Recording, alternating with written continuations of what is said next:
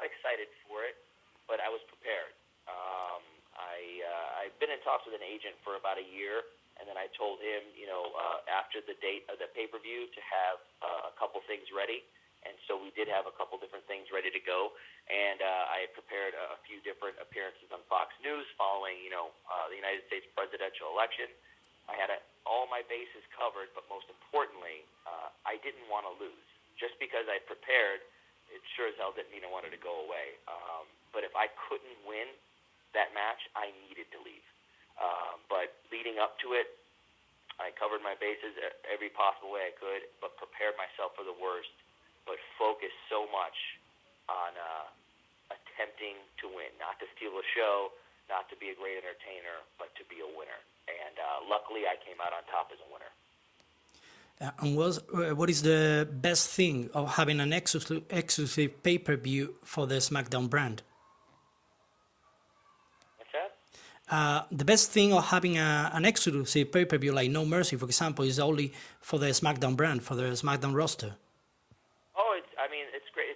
Not only is SmackDown Live a huge opportunity for people, to get a chance that normally wouldn't get a chance because of the roster split, but with having a pay-per-view of, a high caliber and very important things, and to have that just for the SmackDown brand, just to see where we are, because with Monday Night Raw, even I grew up watching that. It's been the flagship show for years, and now us, 2 or 3 months in, we're making our way, and we're showing them that, by the way, another show can exist here and possibly be better also. So it's huge for not just for the roster, but for the television show. It's SmackDown Live making its way. As I still have fans who come up to me who say they're the hugest fans. They love the No Mercy pay-per-view, and they love watching me on Monday nights. And I said, hey, man, we're on Tuesday night, SmackDown Live. They go, oh, right. So not everyone knows about it yet. It's about that brand recognition, and that No Mercy pay-per-view will help as we build toward people starting to realize that Tuesday night is the night for the Great Wrestling Show. Yeah. And the last one for me, you already feud with Baron Corbin.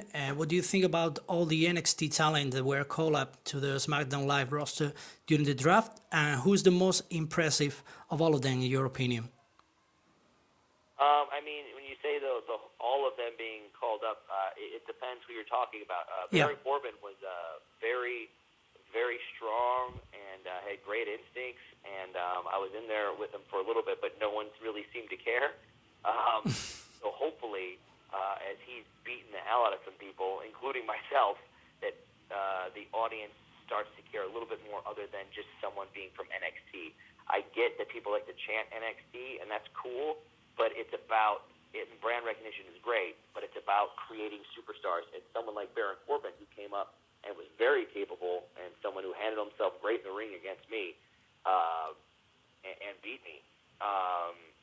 There needs to be one more step to character-wise why he's in the ring with me, and a little bit more back and forth on the microphone, much like how I did with Miz the last month. And that makes it that much more special, and that would help him become a huger superstar than he already is.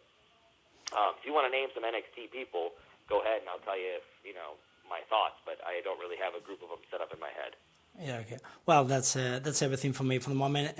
Thank you so much. Good luck moving forward, and see you in Barcelona.